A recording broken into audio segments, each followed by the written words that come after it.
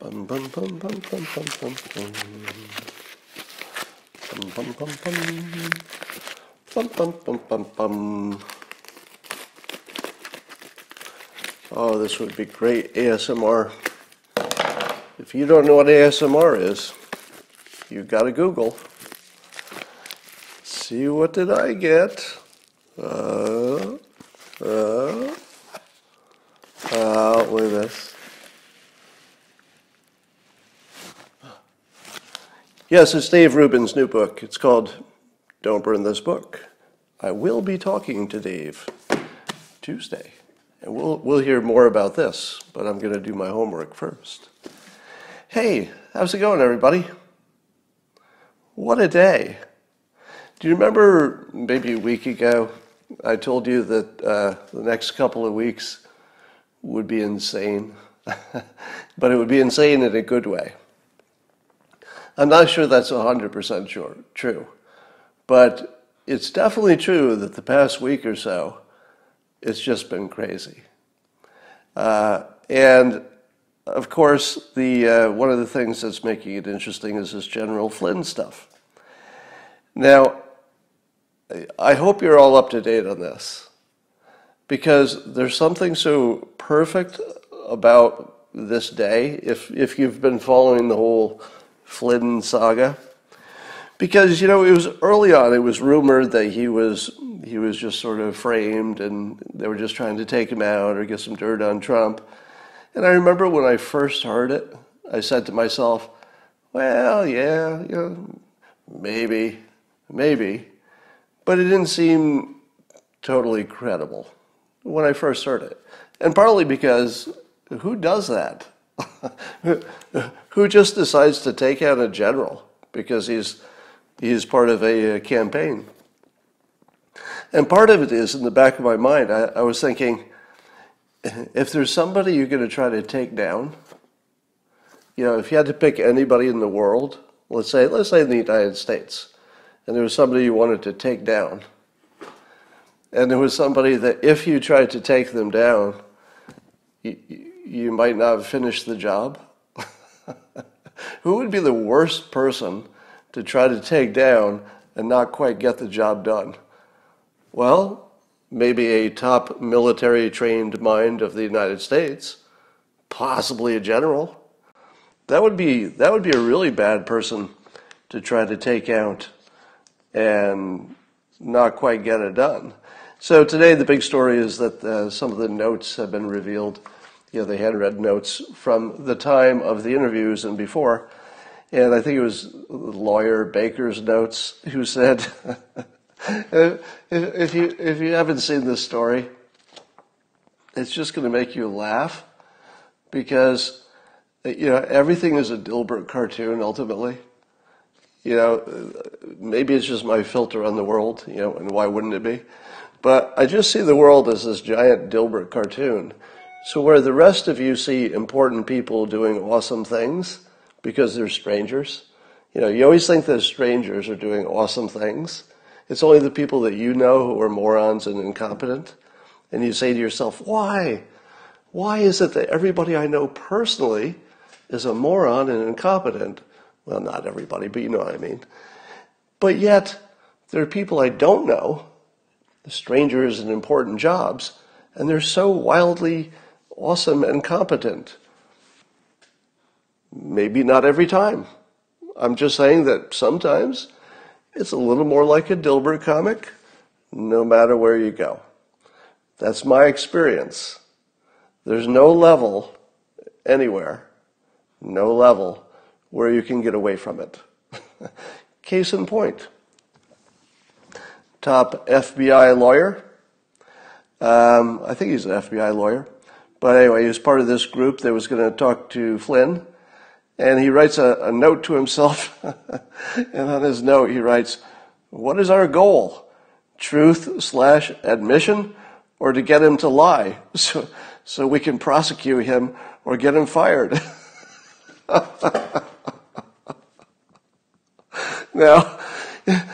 Now, if you don't think that in approximately, I think it will be about 6 to 8 weeks, if you don't think there's going to be a Dilbert cartoon about the guy who's taking notes at the meetings, but really he shouldn't.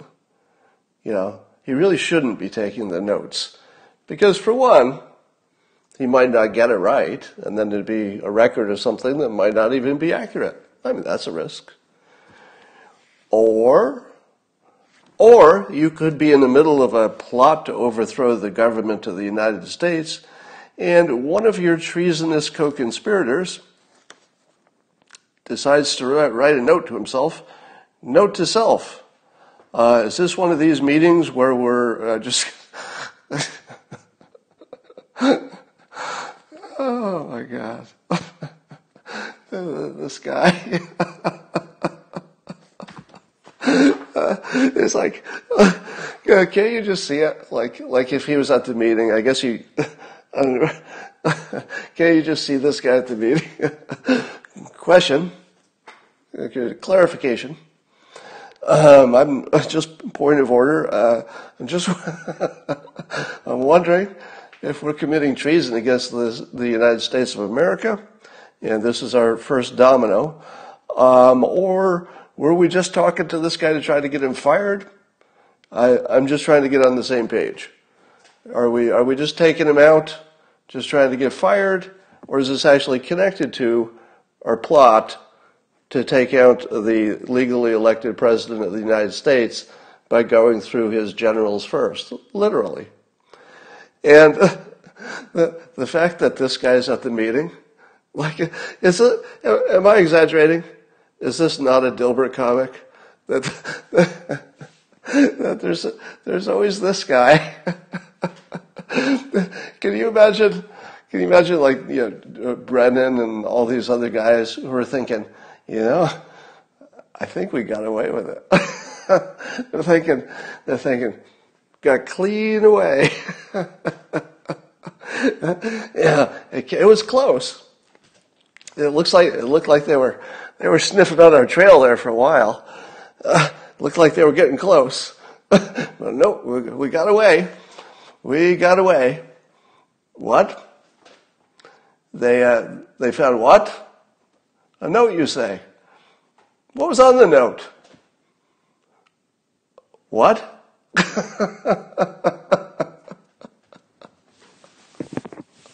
So, it's a bad day to be anybody associated with this except for General Flynn. Now, there's a punchline to all this. By the way, I've never seen anybody more exonerated.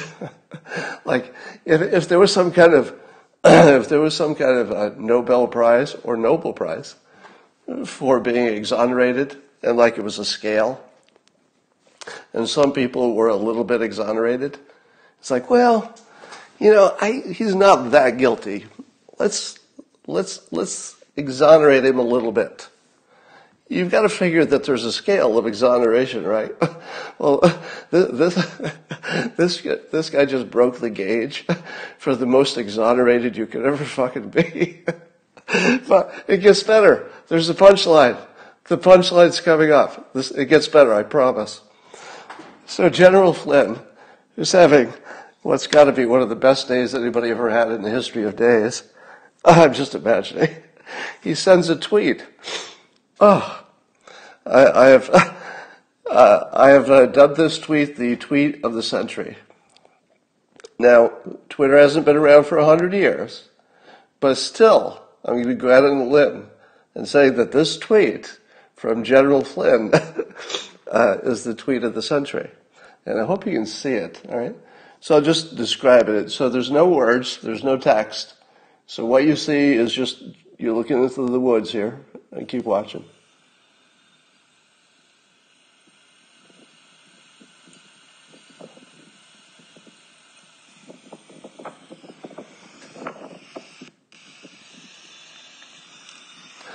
Oh, that's just the best tweet ever. Oh, I could not enjoy this day better. So, meanwhile, stock market's up.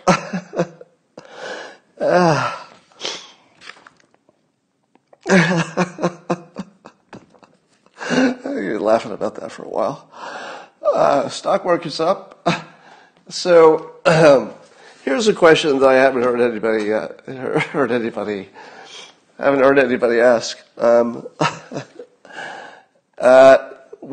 So it looks like there are 3 or 4 therapeutics for the coronavirus that look promising. And I haven't heard anybody ask if we can take them all at the same time. Because I have to admit, so far I'm a little bit underwhelmed by the early information we have about all of it, from hydroxychloroquine to remdesivir, whatever. The good news on remdesivir is that there didn't seem to be any statistical difference in the death rate, but people were getting cleared of it, I guess, and getting out of the hospital sooner. And I thought to myself, yeah, but if it's the same death rate, I'm like, you might be forgetting one thing that your trial found while you're talking about all the good news, is that it didn't make a difference in the death rate. Now, I don't know what difference it did make. I mean, I'm happy that people went home earlier. I'm glad that maybe their cough went away a little bit sooner. I'm glad that they could breathe a little bit easier, maybe a full 4 days earlier than otherwise. But it's kind of about keeping people alive. So unless there's more to this remdesivir story than we've heard, it feels a little bit exaggerated. But I would not doubt that it has some effect. So my question is, if the hydroxychloroquine has some effect and the interferon has some effect, we heard that, there was some other thing that has some effect, is there anybody smart enough, or is there even a way to know, because we wouldn't have time to test it? I don't think we'd be able to test just pumping all of that stuff into somebody and see what happens.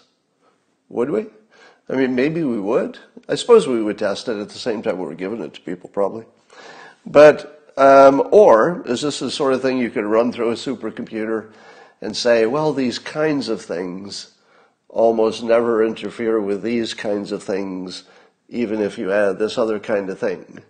So is it the sort of thing we have AI at this point that we can at least narrow down the odds and say, well, we can't be positive, but it's a very low chance that these particular things will interact? So it could be, and I understand that there's some trials that are winding up pretty soon. So in the next few weeks, I think, we're going to have really good information. And if it turns out we can take these as a cocktail, and I would think it's more likely we can than that we can't, wouldn't you think? If you had to guess. If you given that the actual medical professionals have been wrong about just about everything so far, we can guess, right? Let's be doctors for a minute. If you had to guess, let's say there are 3 or 4 things that are all sort of pretty good, but not great. What do you think are the odds that they could all work together?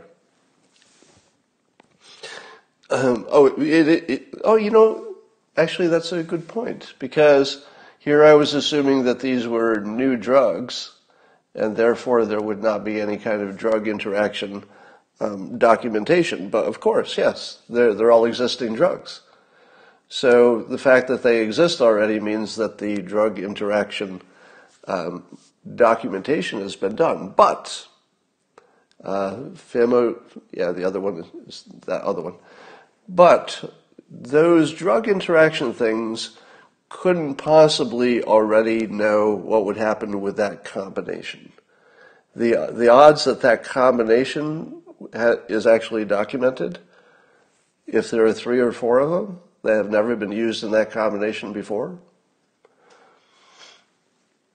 All right. So that's my question. But it could be we're right on the edge of having something that will take the edge off that virus. Yes, it will. 59,000 people dead.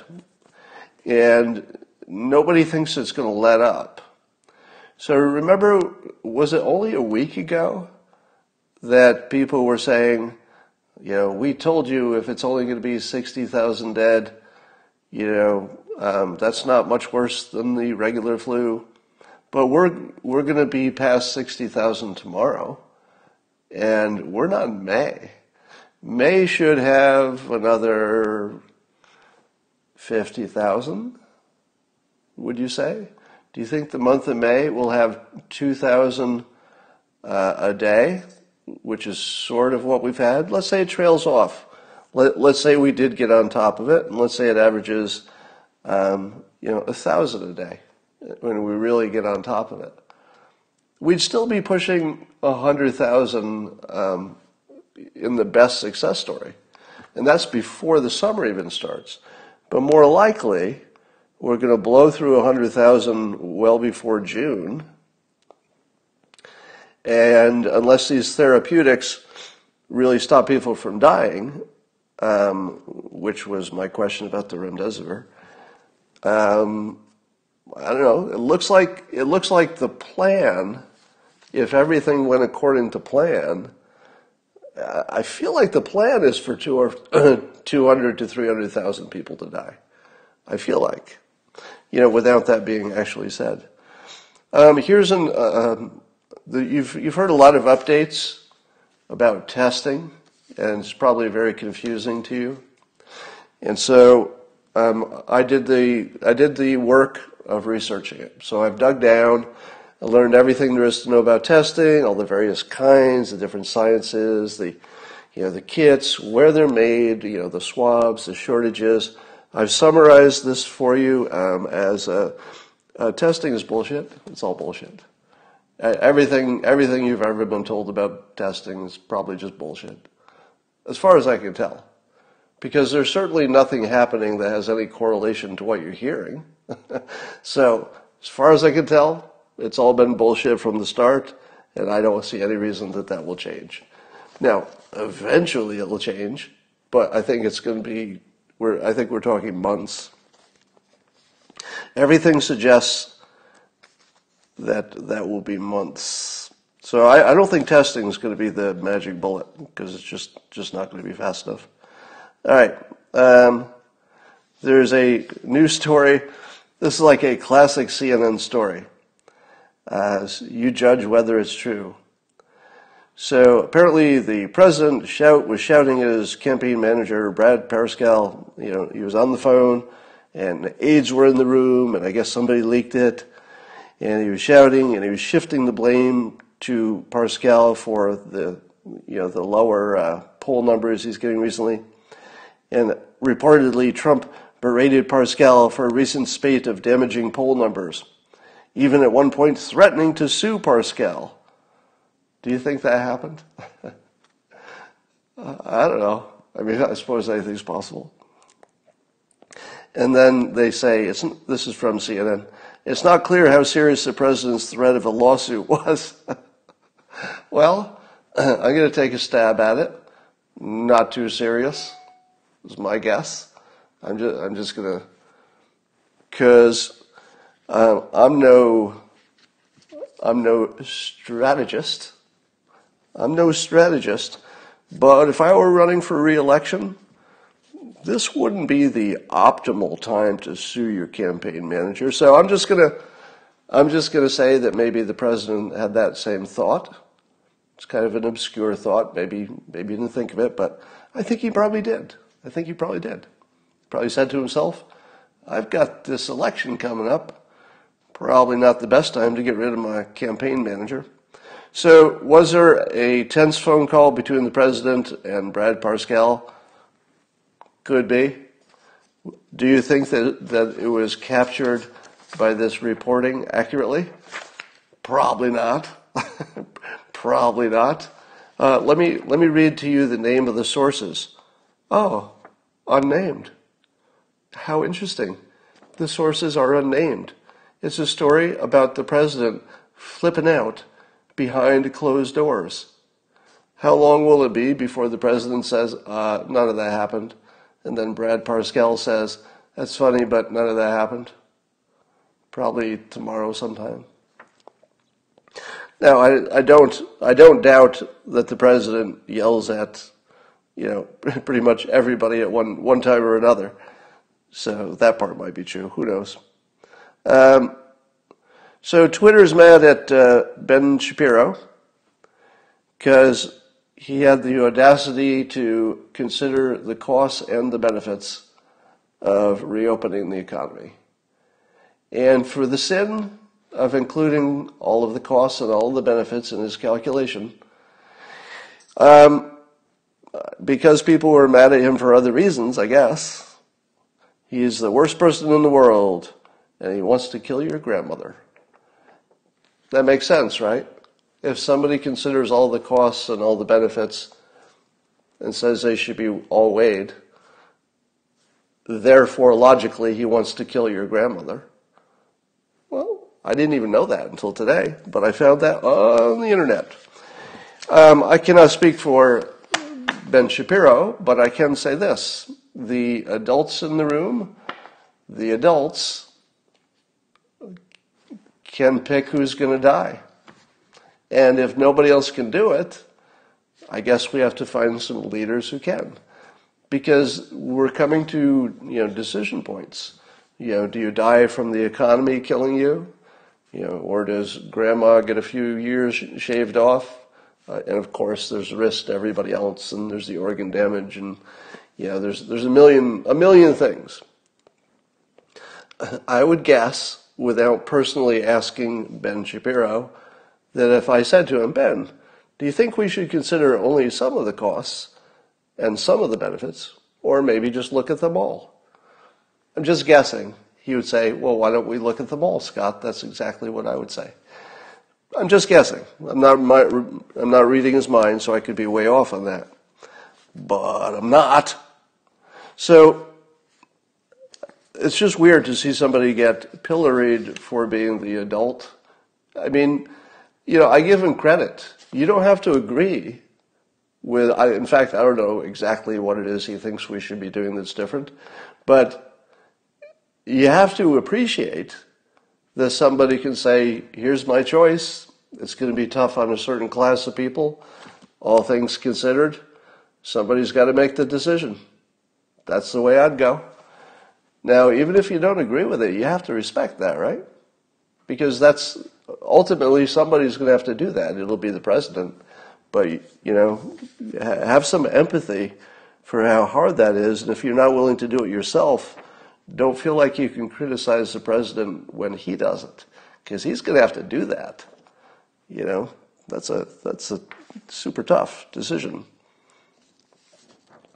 So it looks like Biden has lost CNN. So Chris Cillizza, who I would say would be their sort of their chief hitman on the political side. If you want a bad story about Trump, call Chris Cillizza. So he's one of their, stars who most often talks about what bad thing Trump has done today. But he's after the Biden campaign. So credit to Chris Cillizza. So this would be a fair and balanced approach. And what he said was that so the New York Times did their look into the accusations by Tara Reade, and they said they couldn't prove it happened and they couldn't prove it didn't happen. So basically they didn't have a conclusion. So that was what the New York Times said. What Biden's campaign has directed the talking points to be, they've actually written talking points with a lie in it and actually directed all the Biden supporters to use this lie. And listen to this lie. It says Biden believes that, this is the talking points, right? Biden believes that all women have the right to be heard and to have their claims thoroughly reviewed. In this case, a thorough review by the New York Times has led to the truth, this incident did not happen. And the New York Times, of course, did not conclude it did not happen. They just said, well, we don't know. That's it. So the Biden campaign is quite cleverly, by the way. If I'm going to be fair, and judge it, which I like to do, on its effectiveness as a dirty trick, separate from whether it's an ethical thing to do, effectiveness-wise, it's pretty good. It's pretty good. Because you have to understand, most people are low information. They're not going to go to the New York Times article. But by the third time that you hear somebody say that the New York Times investigated and found out it didn't happen, even though all three of them will be lies, by the third time an unsophisticated viewer hears that, it's just a fact. So they've actually come up with a way to inoculate him with their base, and I think it's a good one. I gotta say, it's totally solid. Now, it will be debunked, mercilessly.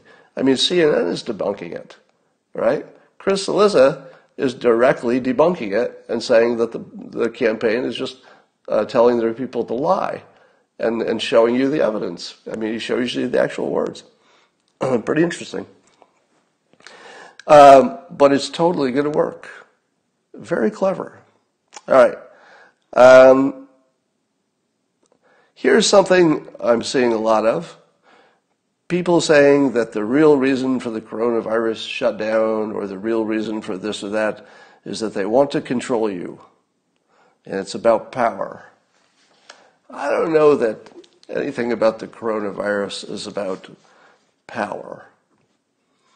I don't get that. Meaning, I'm not detecting that. It doesn't pass any of my experience filters. I don't detect any of that. So I say that just because a lot of what I like to do here is detect BS when I can, and then you can see, later when we find out what's true, you can find out. But I'm going to call BS on anybody having a motive about the coronavirus except trying to get through it, right? I feel like the public is pretty much on the same team, that we all want the best way through it. We just disagree maybe what's the best way. You can ignore the politicians just lying at each other in public. That's not really anything but a show. That's for politics. So, I don't know. I doubt that, at least with the coronavirus and the shutdown, I doubt that anybody had that conscious thought that, hey, this would be a way to control people. All right. So the Trump War Room, which tweets for the Trump campaign, had a terrific tweet today, and I will read it to you. And the timing, the comedic timing is even right, because they leave a space, and I always appreciate that, because when you're writing humor in a tweet, sometimes you want a little timing space, so it's like ba ba ba ba ba space, ta-da, and there's the reveal. So they did this really well. Whoever tweeted this knows what they're doing, and it goes like this: Joe Biden is using Crooked Hillary as a character reference. Space, space, space, space. That's it. That's the tweet. Yeah, isn't that great? Joe Biden is using Crooked Hillary as a character reference. Space, space, space. That's it. That's the tweet. That's sort of what I like about it is sort of everything. It's got in my world, when I write comics, there are times when I'll get the funniest part of the comic sometimes comes before the end. And when that happens, I do what I call sort of the afterglow, which is sort of the finish or the dessert. So maybe the joke happens the last panel, and then the last panel is just a little extra on top of the joke. And that's what this tweet did, because the first part is the joke, and then the second part is, that's it, that's the tweet. And then you get a little dessert. Well tweeted. So, correct me if I'm wrong, and I think that your mileage may vary on this, but so last week, it looked like the following three things were not looking good. So last week we weren't sure that herd immunity was even possible. Hydroxychloroquine was taking a hit, for maybe killing people or not looking good, but that was questionable. And then the remdesivir last week, there was that leaked report that made that look maybe not so good. So in a week, we've learned. Well, I would say that nothing is certain, because since what we think we know changes every week. So I would be foolish to say that this is the week it all got right. So let's just say, that it's changed, and who knows if it'll change again. But Nate Silver, you know him from politics and statistics. So he's an expert on statistics and whatnot. And even when I disagree with him, which I sometimes do, famously in 2016, he's always smart, and he's always a good read, and he's always got a filter on things that I wouldn't have seen, because I don't have his depth of experience in this field. And he pointed out that the questions about whether people were reinfected happened to be, by coincidence, but probably not, the number of people who were showing up as maybe reinfected, which would say herd immunity might not work, happened to be about the same as the error rate on the tests. So in other words, you could fully explain the anomalies in the herd immunity just because the tests are not that accurate. So you would expect, actually, statistically, that you would get exactly the result they got, but if you interpreted it to mean that people had been reinfected, it's probably more appropriate to say there was a test problem, because it was about the same number. Now, I leave you to fact check that. I'm just passing along that even, 48 hours ago, I told you that the odds of herd immunity were only maybe 75%. Because I was hearing these reports of well, maybe not. But after hearing Nate Silver's reframing of it, I still don't know, but I'm going to bump up my odds to basically 100%. You can make it 99 if you don't want it to be 100. But so I would say that herd immunity is, as of today, and only today, this is the first time I'm willing to say I am positive there's herd immunity. As of yesterday, I wasn't positive. Right now, I'm positive, because Nate pushed me over the line there.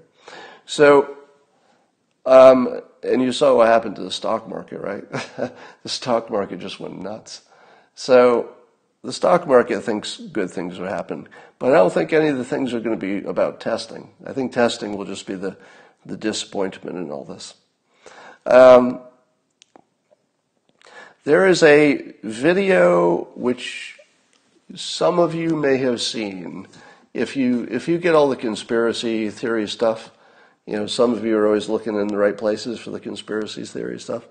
I saw today a video which I'm pretty sure is fake. So I'm going to tell you that, in my opinion, it looks, I'd say, certainly fake. So if you see it, I will inoculate you from believing it, okay? So the video purports to be somebody with look like their phone surreptitiously recording some kind of a lecture. And, it's not a good picture, and you can't quite see the slides too well. And, the guy talking, he's a little far away because he's up on the, front of the class. And the audio suggests, and I'm only going to give you the high level because I don't actually want to spread the rumor, right? So there's something horrible in there. I don't want to say it because it just makes it worse, right? So I'll give you a hint so that if you see it, you'll know, oh, that's the one. So it hints that the military was considering creating a very bad virus weapon.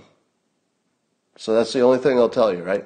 So if you see a grainy video of somebody allegedly showing other military people hey, we've developed this awful thing, and that's all I'm going to tell you about it. As far as I can tell, it's fake. It looks very fake to me. Okay. All right. Did you know that Chinese companies are snapping up oil fields because they're cheap? So there's some big Chinese developer, I saw this in Jack Posavic's tweet, that there's some Chinese rich guy who's buying up oil fields in Texas. And I'm thinking to myself, okay, that sounds bad, but let me ask you another question. Why do we let them buy anything? Can somebody answer why we let them buy anything in this country? I mean, other than products they can take with them. Because we can't buy stuff in China, right? If we could, I would say, oh, that's fair. They buy some stuff here, we buy some stuff there. But given the the relative sizes of the economies and the populations, don't we all expect that if we wait long enough, China's economy will dwarf the United States just because of math and demographics, right? We all expect that. That's sort of a given, unless something strange happens. Well, what happens when China is so big that the amount of money that they can spend on stuff is even more gigantic compared to what it is now, which is already massive? How much of the United States could they buy and just own it? I mean, they could buy all the good stuff, right? They could buy all the good real estate. They could buy all the good companies. What couldn't they buy if they had enough money? So the question I ask you is, if we can't buy stuff in their country, and I think that's the case, right? I mean, I'm not going out on a limb to say you can't buy a nice little piece of real estate in Shanghai. So if we can't, why in the world do we let them buy here? Now, I get that rich people like it because I can sell stuff to them. But really, they're literally buying the country, right? So if they own a piece of the country, they sort of, they've got a lot of control just by being rich and here and landowners. I know, it seems like a bad idea, says me. All right, let me make sure that I've talked about all the delightful things that I was going to talk about. I don't want to leave a thing out, because how he would feel so used. All right. Oh yes, I wanted to remind you that so I'm moving some bonus content over to Locals, locals.com. And I've got a subscription site there for, I'll be moving all of my video content. I'll still be doing it here every day, so you still could watch it the same ways. But if you wanted to find it there, if you wanted to watch it at higher speeds so you could hear me talk faster, you could do that there. You could message me. You could see some stuff that you won't see anywhere else. But best of all, those people who are nice enough to contribute to me on Patreon need not do that. So if you're on Patreon, feel free to cancel that. And I know some people had some problems with Patreon anyway. And if you like, subscribe to Locals and cancel Patreon either way, I would say. So that's all for now. If you need to find that link, go to my Twitter. It's in the profile. You can see that. Tell us what happened to last night's Periscope. Oh, it was just a technical glitch. It just ended. And if I get that far into one and it gets a technical glitch and it ends, I don't restart because I think, well, 20 minutes, that's good enough. Research chlorine dioxide. I don't know why, but okay. The China book, Unrestricted Warfare. Yeah, I'm familiar with that. Zoom Hollywood Media must be stopped. Yeah, Zoom apparently has made some changes, but we don't know if they're the good kind.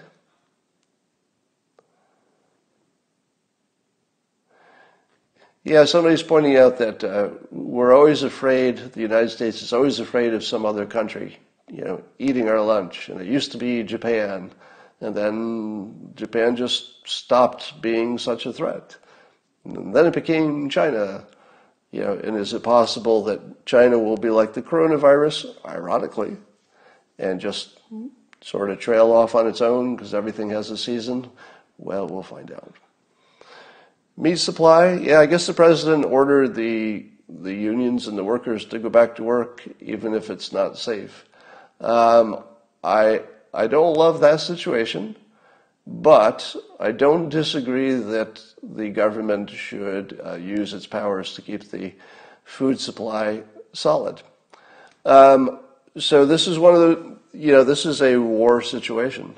When the president referred to this as a war, it really is a war, and these are commander-in-chief decisions. And the commander-in-chief basically just told the meat workers that congratulations, you're on the front line. And they didn't sign up for that. But none of us signed up for it. I didn't sign up to be in a higher risk group, right? Asthma, a certain age. Nobody signed up for any of this. So it's not fair. Certainly not fair that the meat workers would take a far bigger burden than a number of other people. Not as big as, the frontline healthcare workers, but pretty big. And it's not fair. And I think the only thing that we can say is thank you. Thank you for your service. This is like one of those weird times when saying thank you for your service makes sense in a non-military context, because we are at war, and the commander-in-chief just ordered the meat workers to the front lines. And we should just respect it, thank them. I don't think we should stop it, because I think even just the psychology of keeping the food chain solid, I think the public wants to know that the government is going to do whatever it takes to keep the food chain working. So I think the public wants to see a little strength when it comes to food. Maybe not, overshooting the mark with privacy and stuff like that. Public can get a little antsy about that, and should. But when you're talking about the food supply, and it's a war, somebody's going to be a victim. I think we just have to respect them. That's it. We just have to respect them and thank them. And on that thought, I would like to wish you a great night. And I hope tomorrow has as much good news as today, because today was pretty cool. And I think we're going to be heading in a good situation. Remember, I told you, these 2 weeks, going to be some good stuff. There's more coming. I'll see you in the morning.